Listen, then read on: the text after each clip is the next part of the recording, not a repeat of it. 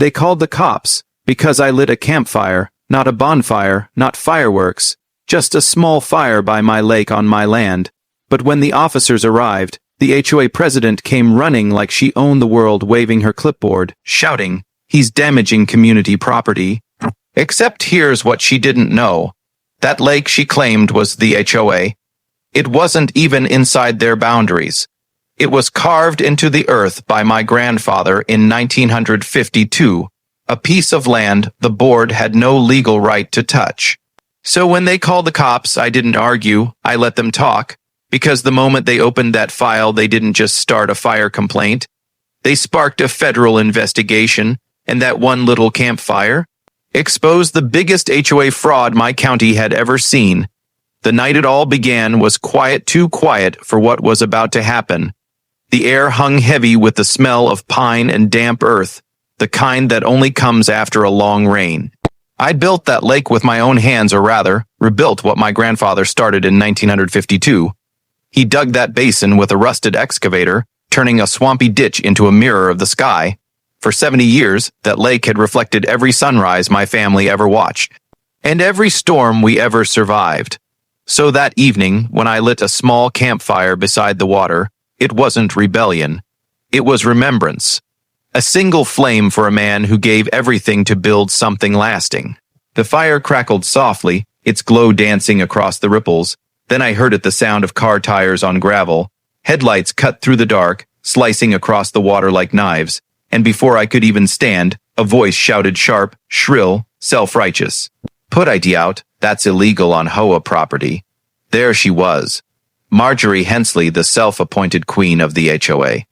Pearl earrings, clipboard, that permanent look of superiority etched on her face. Behind her, two board members nodded like background dancers, and I swear, one of them was already dialing 911. I didn't say a word. I just watched her heels sink into my muddy shoreline, the same ground my grandfather had stood on when he built this place. She wagged her finger toward the lake. "You're damaging shared resources," she said. "That water belongs to this community."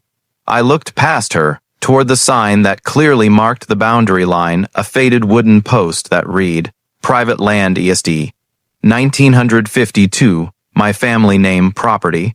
She didn't care. Authority was her oxygen, and that night she was gasping for power. Within minutes, red and blue lights painted the trees. Two deputies stepped out, calm but cautious. She rushed up to them before I could even open my mouth. "Officer, this man is burning restricted land," she announced proudly.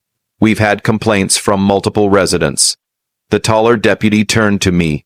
"Sir, can we see your permit for this property?"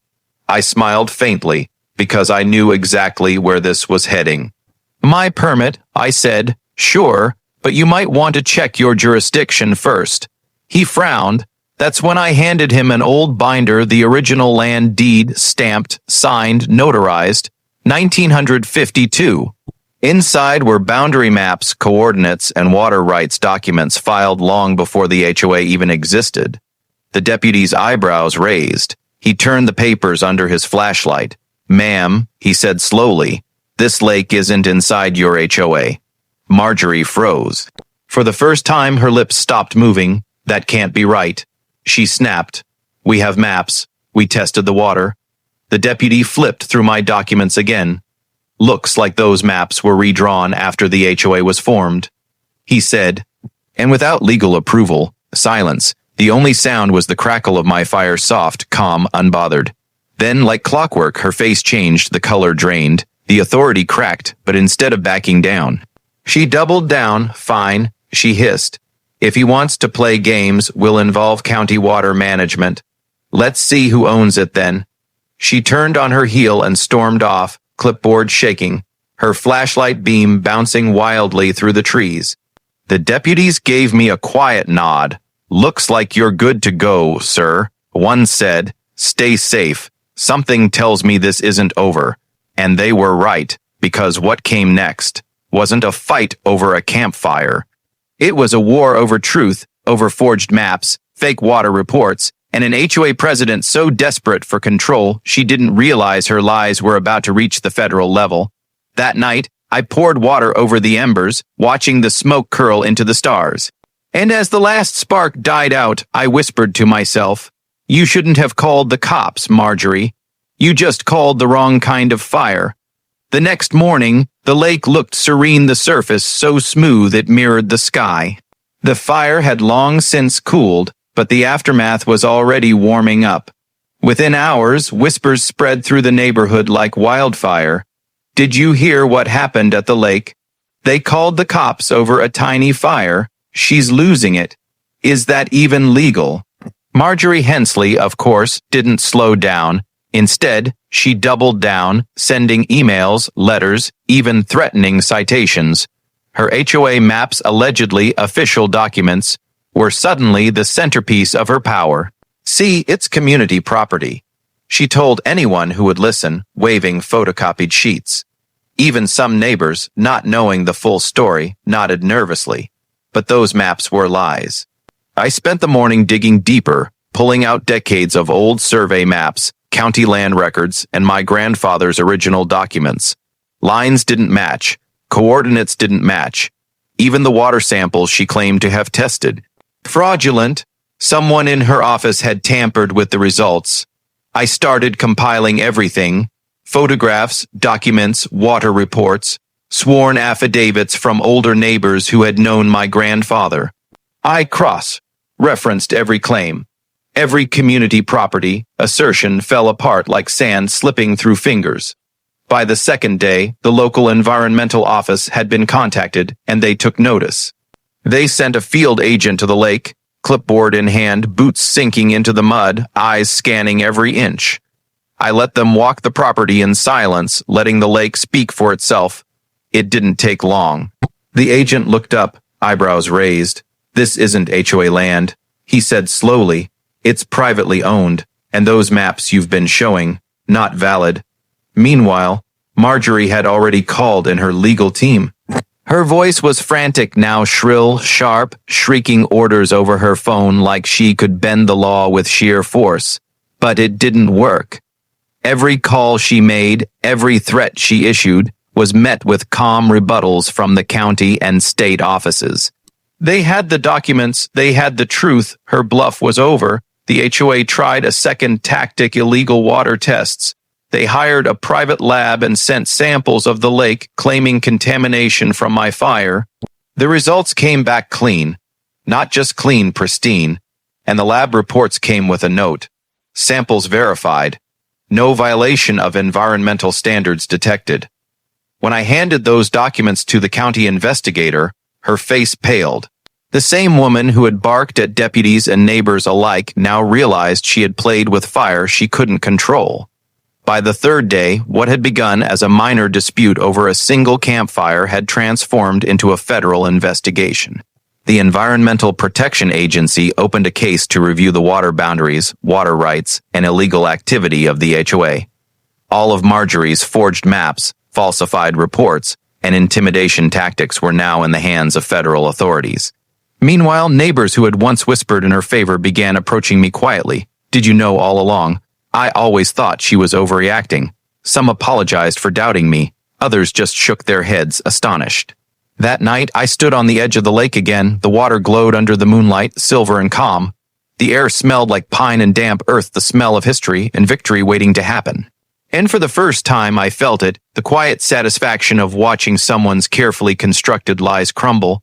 All because I lit a simple campfire. It wasn't about fire anymore. It was about exposing greed. It was about revealing the truth, and it was about protecting what my family had built for generations. Marjorie's phone calls stopped. Her emails bounced back. She tried one last desperate visit to the lake, clipboard in hand, but the county had already sealed the boundaries. She realized too late she had overreached. She had attacked history, heritage, and law itself. And the fire she thought she could control had consumed her credibility instead. That night, I watched the embers of my campfire reflected in the water. And I smiled, because the HOA didn't just lose a fight over a lake. They lost the war of truth, evidence, and integrity, and all it took was one small spark. Weeks passed, and what started as a small dispute over a campfire had grown into a legal wildfire. The federal investigation moved methodically, quietly, with precision. Agents walked the lake, examined the boundaries, and compared them to decades-old surveys. Every forged HOA map, every falsified water report, every illegal claim was documented, cataloged, and logged. Marjorie Hensley didn't just lose authority, she lost credibility, reputation, and influence. Her carefully cultivated image of power crumbled with each official report. One afternoon, I received a call from the county investigator. "Sir," she said, voice calm but firm, "all your documents check out. The HOA claims are invalid. Federal authorities will proceed with enforcement." I smiled. It wasn't smug. It wasn't vengeful. It was the quiet satisfaction of knowing the truth had won. The HOA board scrambled. Emails flew, meetings were called, desperate letters sent to residents claiming misunderstandings. But it was too late. The truth had already leaked. Local news outlets picked up the story. HOA accused of falsifying maps, misleading residents, and overreaching authority. Videos of the lake, the campfire, and my grandfather's historic documents went viral. Marjorie tried to defend herself, but the evidence was unshakable. The forged maps, the fake water tests, the threats all cataloged by the federal team. One by one, board members resigned, some quietly, some publicly. Her friends and supporters abandoned her. She was left standing alone in a courtroom of public opinion, powerless, exposed, and humiliated. Meanwhile, the lake remained untouched. The water, pure and calm, reflected the morning sun, just as it had since 1952. I walked along the shore, feeling the weight of history and justice in each step. This was more than a victory over Marjorie. It was a restoration of legacy, honor, and truth. When the federal case concluded, the HOA was fined, forced to correct their records, and issued a formal apology to me and my family. Marjorie, she moved away quietly, her authority evaporated, her ego bruised beyond repair. Her attempt to control what wasn't hers had backfired completely. I lit another campfire that evening, just as I had before. This time, it wasn't about sparking a battle. It was about celebrating survival, justice, and heritage. The flames flickered, dancing on the water, reflecting in my eyes, and I whispered quietly, "Some fires destroy, some fires reveal, and some protect what matters most." The lake remained my grandfather's, my family's, and my legacy. And the HOA, they had learned the hard way, you cannot claim what isn't yours, you cannot lie to the truth, and you cannot play with fire without getting burned. That one small campfire had started a chain reaction revealing greed, exposing lies, and protecting an entire county's water supply. And as I watched the embers fade into the night, I realized justice doesn't always roar. Sometimes it glows quietly, like a campfire on a lake you own.